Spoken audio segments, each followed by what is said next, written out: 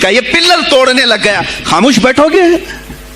اور اگر تم خاموش بیٹھے تو اس کا انجام کیا ہوگا؟ اس نے پلر ہلایا تو صرف پلر نہیں ٹوٹے گا، یہ چھت پورا سب کے اوپر گرے گا۔ آج ظالم کفار پورے تمہاری جڑ کو ہلا رہے، میرے نبی کی ذات کو، سیدھے مصطفیٰ کریم کی ذات کو ہلا رہے ہیں۔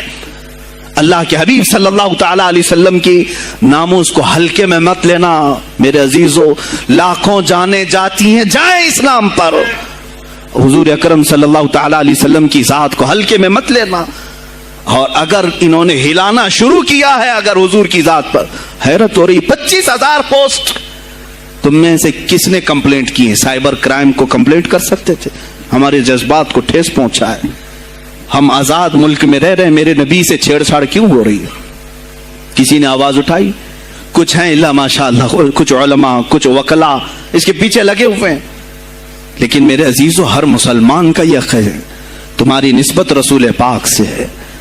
اب انہوں نے ہلانا شروع کیا تو انتظار کرو، جس دن یہ چھت گرے گی عذاب بن کر سب پیچھے جائیں گے، سب اس میں گرفتار ہوں گے انشاءاللہ العزیز۔ ہم مہم چھیڑیں گے، ہم مہم چھیڑیں گے اس بات کی۔ اگر آج تم کثرت میں ہو تو اس کا کیا مطلب؟ جو چاہے تم کر لو گے۔ ہم اتنے گئے گزرے تو نہیں ہیں کہ ہمارے نبی کے اوپر بھی تم چلے جاؤ۔ ہاں ہمیں رون دیا، ہمیں مار دیا، ہمیں قتل کر دیا، سب برداشت کر لیا، لیکن اب اس سے آگے نہیں برداشت کریں گے انشاءاللہ العزیز۔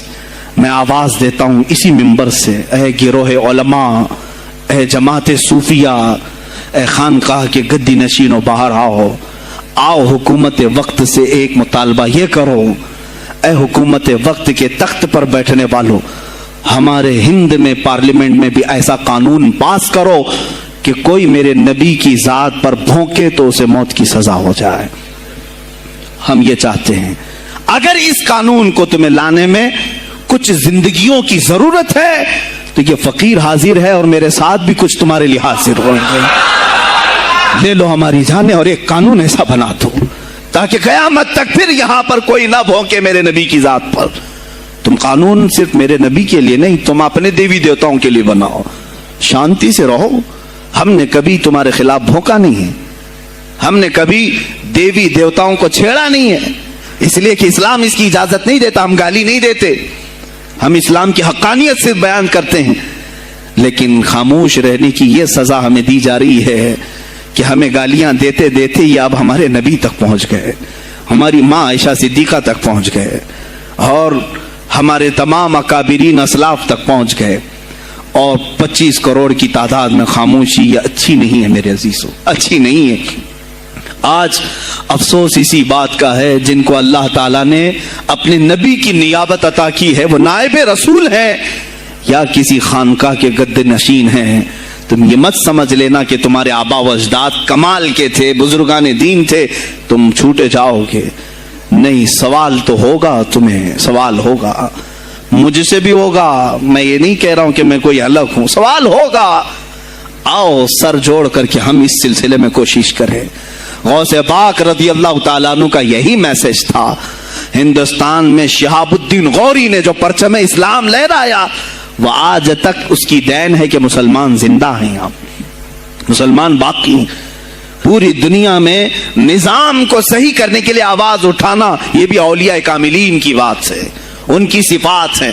صرف اپنی خانقاہ میں اللہ اللہ اور ذکر کرانا ہی ان کا کام نہیں تھا، وہ دلوں کو تو دھلتے ہی تھے، لیکن جو نظام سنبھال رہا ہوتا اس کی باغ ڈور کو بھی دھلتے تھے، اس کی بھی صفائی کرتے تھے۔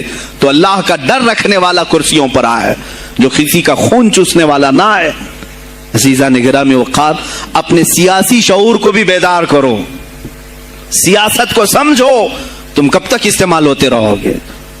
اب اس میں علماء کو بھی آنا چاہیے کہ ان کے سیاسی شعور کو بیدار کرے۔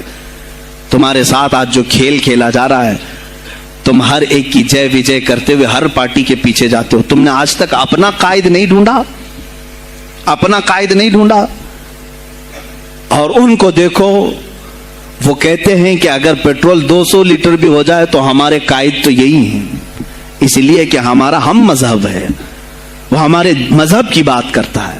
تمہارا کون ہے میرے عزیز؟ تم کسی پر متفق نہیں ہوتے اور جو تمہارے لیڈر ہیں وہ کسی اور کے پلو میں چھپے ہوئے ہیں, ہاں کسی اور کی گود میں بیٹھے ہوئے ہیں. جا کر کے یہ سارے مسلمانوں کو کسی اور کے ہاں بیچ کر کے آتے ہیں. یہ سیاسی شعور بیدار کرو. مجھے معلوم ہے میری یہ باتوں کا سب سے زیادہ ایکشن کون لے گا, مجھے معلوم ہے. سب سے زیادہ کس کو کھلبلی مچے گی وہ بھی مجھے معلوم ہے. اسی لیے کہ میں ان سیکولر پارٹیوں کے بارے میں بول رہا ہوں جو چہرہ سیکولر بتا کر کے ہم آپ سب کے ووٹ لے کر کے چلے جاتے ہیں, اور پھر مجھے بتاؤ جن کو تم اپنا مسیحا سمجھ کر کے ان کے پیچھے جے جے کرتے گھومتے رہتے ہو, تمہارے مذہب پر آج کیا حملے نہیں ہوئے ہیں, کیا نہیں ہوئے. کشمیر آج تک جل رہا ہے. کہاں یہ کانگریس کیوں نہیں بات کرتی ہے جو پورے مسلمانوں کی مسیحا ہے؟ کہاں ہے وہ سماجوادی, وہ بی ایس پی, فلاں فلاں فلاں جو پارٹیاں جن میں سب مسلمان جاتے ہیں؟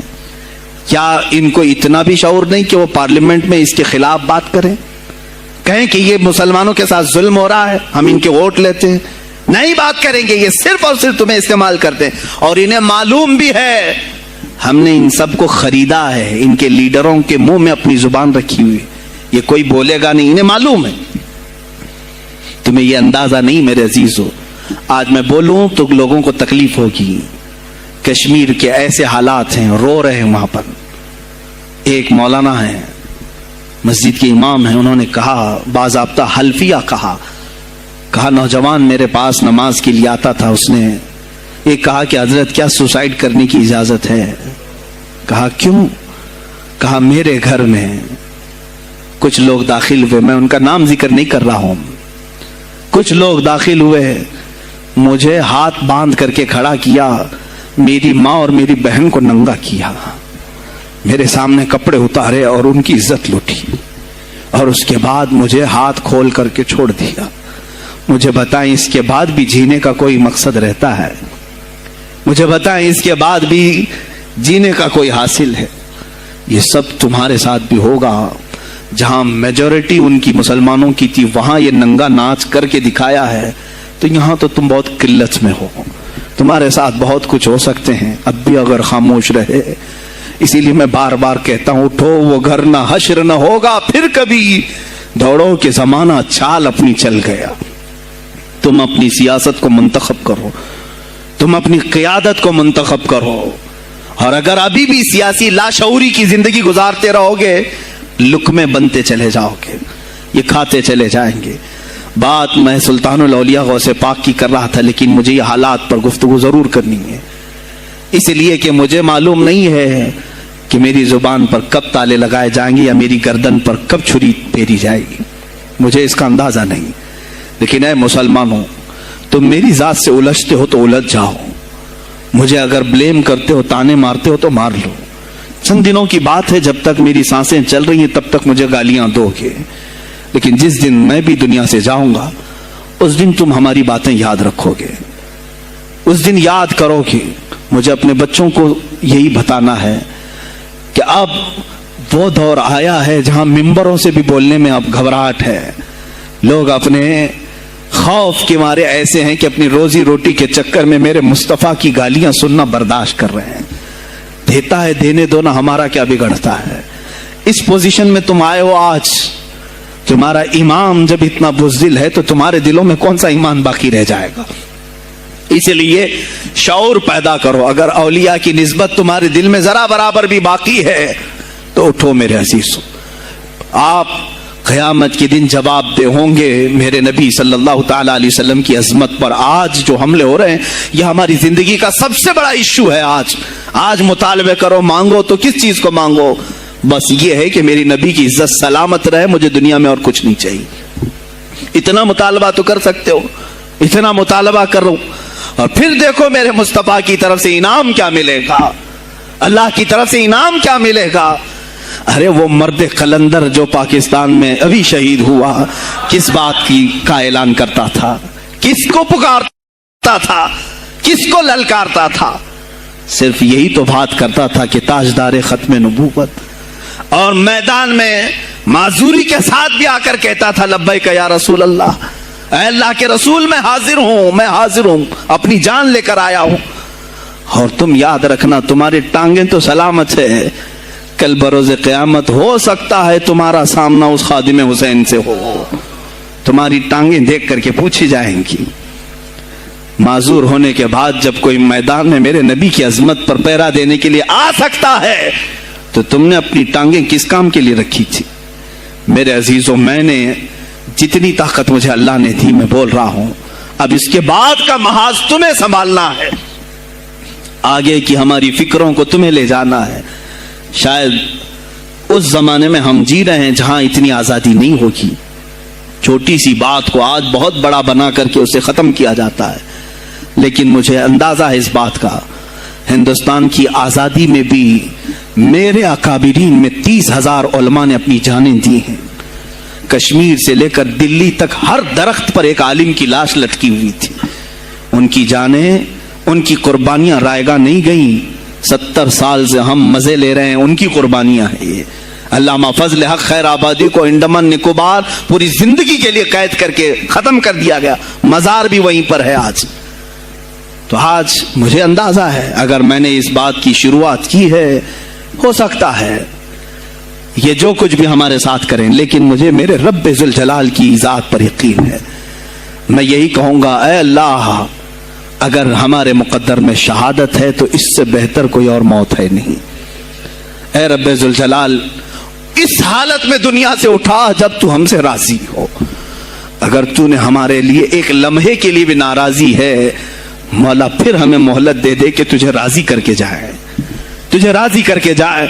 میرے مصطفیٰ صلی اللہ تعالی علیہ وسلم کو قبر میں ہمیں دیکھنا ہے، اس لیے ہم قبر میں جا رہے ہیں، لیکن اس حال میں دنیا سے جائیں کہ ان کی عظمت پر کچھ بول تو سکیں، ان کی ناموس پہ کچھ کر تو سکیں۔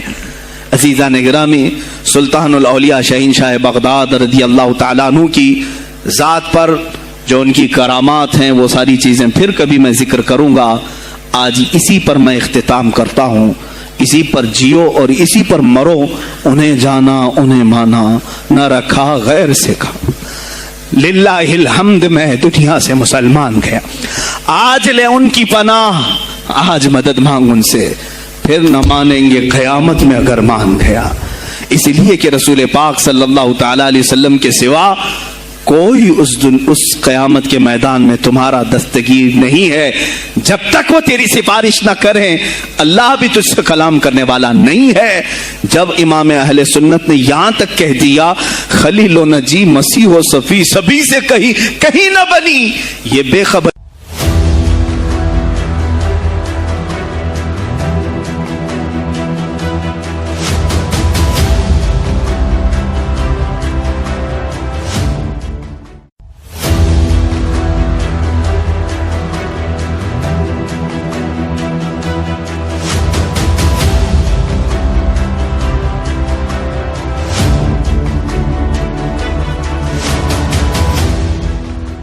یہ پلر توڑنے لگ گیا، خاموش بیٹھو گے؟ اور اگر تم خاموش بیٹھے تو اس کا انجام کیا ہوگا؟ اس نے پلر ہلایا تو صرف پلر نہیں ٹوٹے گا، یہ چھت پورا سب کے اوپر گرے گا۔ آج ظالم کفار پورے تمہاری جڑ کو ہلا رہے، میرے نبی کی ذات کو، سیدھے مصطفیٰ کریم کی ذات کو ہلا رہے ہیں۔ اللہ کے حبیب صلی اللہ تعالی علیہ وسلم کی ناموس کو ہلکے میں مت لینا میرے عزیزو۔ لاکھوں جانیں جاتی ہیں، جائیں اسلام پر، حضور اکرم صلی اللہ تعالی علیہ وسلم کی ذات کو ہلکے میں مت لینا۔ اور اگر انہوں نے ہلانا شروع کیا ہے اگر حضور کی ذات پر، حیرت ہو رہی، 25,000 پوسٹ تم میں سے کس نے کمپلینٹ کی ہے؟ سائبر کرائم کو کمپلینٹ کر سکتے تھے، ہمارے جذبات کو ٹھیس پہنچا ہے۔ ہم آزاد ملک میں رہ رہے ہیں، میرے نبی سے چھیڑ چھاڑ کیوں ہو رہی ہے؟ کسی نے آواز اٹھائی؟ کچھ ہیں اللہ ماشاءاللہ، کچھ علماء، کچھ وکلا اس کے پیچھے لگے ہوئے ہیں، لیکن میرے عزیزو ہر مسلمان کا یہ ہے تمہاری نسبت رسول پاک سے ہے۔ اب انہوں نے ہلانا شروع کیا تو انتظار کرو، جس دن یہ چھت گرے گی عذاب بن کر سب پیچھے جائیں گے، سب اس میں گرفتار ہوں گے انشاءاللہ العزیز۔ ہم مہم چھیڑیں گے، ہم مہم چھیڑیں گے اس بات کی۔ اگر آج تم کثرت میں ہو تو اس کا کیا مطلب؟ جو چاہے تم کر لو گے۔ ہم اتنے گئے گزرے تو نہیں ہیں کہ ہمارے نبی کے اوپر بھی تم چلے جاؤ۔ ہاں ہمیں رون دیا، ہمیں مار دیا، ہمیں قتل کر دیا، सब बर्दाश्त कर लिया, लेकिन अब इससे आगे नहीं बर्दाश्त करेंगे इंशाअल्लाह अज़ीज। मैं आवाज देता हूं इसी मिंबर से, ए गिरोह उलमा, ए जमात सूफिया, ए खानकाह के गद्दी नशीनों, बाहर आओ हुकूमत वक्त से एक मुतालबा ये करो, ए हुकूमत वक्त के तख्त पर बैठने वालों, हमारे हिंद में पार्लियामेंट में भी ऐसा कानून पास करो कि कोई मेरे नबी की जात पर भौंके तो उसे मौत की सजा हो जाए। हम ये चाहते हैं। अगर इस कानून को तुम्हें लाने